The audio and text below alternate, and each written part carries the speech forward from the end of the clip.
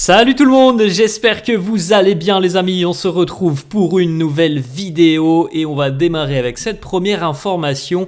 C'est terminé, la trêve internationale est terminée, prochaine trêve au mois de mars, donc on va pouvoir profiter de 4-5 mois de football de club et donc évidemment d'échéances importantes pour le Real. Là, on a vu le calendrier qui attend les Madrilènes d'ici à la fin d'année 2024 avec déjà ce week-end le déplacement du côté de Leganés et très rapidement le retour de la Ligue des Champions, notamment face à Liverpool, les matchs face à Bilbao, face à l'Atalanta, face au Rayo Vallecano. Bref, on a un beau calendrier qui nous attend jusqu'à la fin d'année 2024. En tout cas, c'est terminé pour la trêve internationale. Les unes des quotidiens madrilènes, Marca qui consacre sa une à Rafael Nadal, légende du sport et joueur aussi qui a un impact sur le Real Madrid puisque c'est un pur madridiste. Rafa Nadal, il a mis un terme hier à sa carrière immense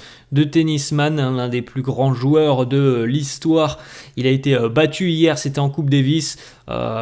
C'était la dernière tout simplement de Rafa Nadal. Gracias Rafa.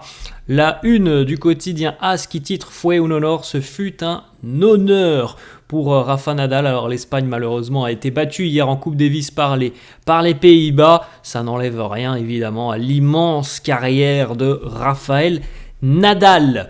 On poursuit avec quelques petites informations trêve internationale. Cette nuit, nous avions un duel assez excitant sur le sol sud-américain, un duel d'ailleurs entre madrilènes, puisqu'on avait notamment Vinicius du côté du Brésil et Fede Valverde du côté de l'Uruguay.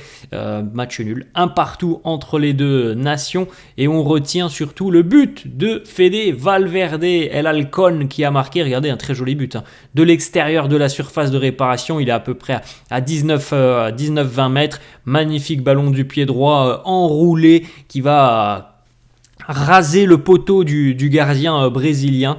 Voilà, un point pris pour la Céleste du côté du Brésil grâce à Fede Valverde qui évidemment a joué l'intégralité de la rencontre, et il en est de même pour Vinicius qui lui aussi a joué l'intégralité de cette rencontre. Donc voilà, maintenant il y a retour sur Madrid qui est prévu, je pense, aujourd'hui. Retour à l'entraînement, je crois, demain jeudi, et on verra évidemment si les joueurs seront disponibles pour affronter Leganés ce week-end.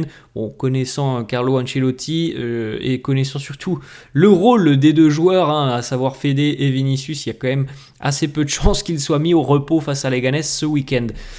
Petite photo aussi, Arda Güler et la Turquie affrontaient hier le Monténégro du côté de Podgorica au Monténégro sous un déluge. Il pleuvait énormément et regardez comment Arda Güler a terminé cette rencontre avec le maillot blanc de la Turquie qui n'avait rien de blanc. Sur cette fin de match, le maillot était complètement marron pour Arda Güler. Les stats d'ailleurs d'Arda sur cette rencontre face au Monténégro, c'est 91% de passes réussies, 7 sur 8 pour les longs ballons, 3 opportunités créées, une grosse opportunité, 6 duels remportés sur 7. Il a été victime de 5 fautes sur cette rencontre et 12 passes qui permettent d'entrer dans le dernier tiers du terrain adverse. On va aller les amis du côté de l'Allemagne. Antonio Rüdiger était sur le banc hier entre la Hongrie et l'Allemagne. Donc un peu de repos pour Rüdiger qui reprendra évidemment sa place de titulaire ce week-end face à Leganés. L'information dont on avait parlé hier a été officialisée par le Real Parte Médico de Militao. Eder Militao a été opéré hier de sa rupture des ligaments croisés. Il va donc démarrer son processus de récupération dans les tout prochains jours. La petite photo repostée sur les réseaux sociaux par Militao qui nous dit merci à Dieu, l'opération c'est bien passé. Je remercie tous les docteurs, les médecins du Real, ma famille et toutes les personnes qui m'ont soutenu sur ces derniers jours. La première partie est maintenant derrière moi et terminée. Maintenant, place à mon retour sur les terrains. Le retour démarre dès aujourd'hui. Donc le long processus démarre aujourd'hui pour Eder Militao. La petite photo, voilà, on revoit avec le pouce levé pour Militao. Voilà, on espère évidemment que tout se passera bien et que l'on pourra compter sur lui pour la pré-saison de l'année prochaine, puisqu'il y a quand même assez peu de chances qu'il revienne même pour quelques matchs en fin de saison parce que la blessure est arrivée quand même début novembre, donc c'est pas comme l'année dernière où c'était arrivé au mois d'août. Là, début novembre, ça laisse assez peu de chance à un retour sur les terrains cette saison. On poursuit les amis avec des photos de l'entraînement de la veille. On retrouve notamment Hendrick. On retrouve évidemment aussi Kylian Mbappé à l'entraînement, aussi en salle, entraînement supervisé par Antonio Pintus avec des exercices physiques. Thibaut Courtois aussi dans les buts, la parade pour le portier belge qui va vraisemblablement retrouver sa place de titulaire ce week-end face à Leganés. Du côté du vestiaire madrilène, on est très confiant par rapport au rôle de Brahim Diaz, et surtout depuis son retour de blessure. On pense que Brahim est un joueur très important qui va changer peut-être aussi la dynamique du Real. Alors il est vrai que juste avant la trêve, on reste sur une victoire 4-0 face à Osasuna, mais on reste aussi sur des performances pendant un mois entre les deux trêves qui avaient été très très très décevantes. Alors le 4-0 permet de prendre une bonne bouffée d'oxygène avant la trêve internationale. Maintenant, voilà, on a vu le calendrier, il y a quasiment que des matchs à l'extérieur pour le Real et des matchs compliqués.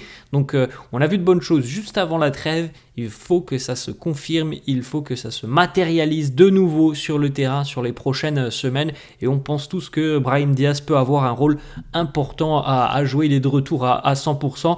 On l'a vu d'ailleurs avec le Maroc il y a 48 heures, auteur d'un triplé, le premier triplé de sa carrière. Alors certes face à une nation assez faible du continent africain, le Lesotho, mais voilà, on peut se dire que Brahim aura certainement un rôle très important à jouer sur les prochaines semaines. Quelques informations mercato, Fabrizio Romano qui de nouveau reconfirme le fait que le Real est obsédé par Trent Alexander-Arnold. Voilà, ce sont les informations de Fabrizio Romano. Normalement, on le répète encore une fois les amis, mais il y aura certainement l'arrivée libre de Trent Alexander-Arnold l'été prochain. Autre information de Fabrizio Romano qui confirme encore une fois ce dont on savait déjà un petit peu, à savoir que Xabi Alonso est le grandissime favori pour remplacer Carlo Ancelotti si toutefois Mr Ancelotti vient à quitter le Real. De toute façon, là il y aura des échéances très très importantes pour le Real, et le bilan aussi sera fait en fin de saison. Pour le moment, après 3 mois de compétition, on n'est pas à la hauteur des attentes. Maintenant, Carlo, il est en mesure, je pense, d'inverser cette tendance. Mais voilà, le bilan, évidemment, sera fait en fin de saison. Autre information de Fabrizio Romano, le Real Madrid et plusieurs clubs de Première Ligue suivent très attentivement la situation de Castello Luqueba pour l'été 2025. Ça vient confirmer évidemment ce qu'on se disait.